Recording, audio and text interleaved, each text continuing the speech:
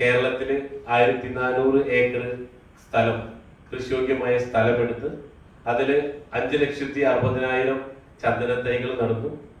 അപ്പോ ആ എന്തുകൊണ്ടാണ് ആളുകൾ മരങ്ങൾ, വൃക്ഷങ്ങള് ഇവിടെ വെച്ചുപിടിപ്പിക്കാത്തെന്ന് ചോദിച്ചാൽ അതിന് വാല്യൂ ഇല്ല. അപ്പൊ ചന്ദനത്തിന്റെ വിലയൊന്നും മിക്ക ആളുകൾക്കും അറിയില്ല. ഇപ്പോ ഒരു മരം നട്ടാൽ ഇത് ജൈവ കൃഷി രീതിയിലൂടെ 10 മുതൽ 15 കൊല്ലം കൊണ്ട് ഇന്നത്തെ കണക്കനുസരിച്ച് 8 ലക്ഷം രൂപയോളം നമ്മൾക്ക് ഇന്ന് തരുന്നുണ്ട് നമ്മുടെ ഗവൺമെന്റ്.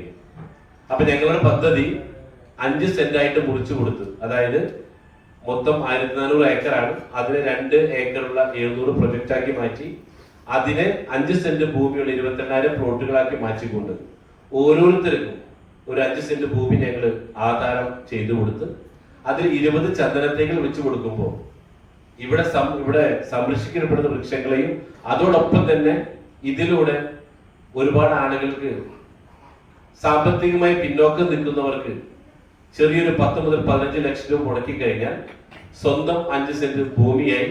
അതോടൊപ്പം തന്നെ ഇന്നത്തെ കണക്കനുസരിച്ച് ഒരു 1.5 കോടി രൂപയോളം അവർക്ക് ഭാവിയിൽ കിട്ടുന്ന രീതിയിലുള്ള ഒരു പ്രവർത്തനങ്ങളാണ് ഞങ്ങൾ കാഴ്ചവെക്കുന്നത്.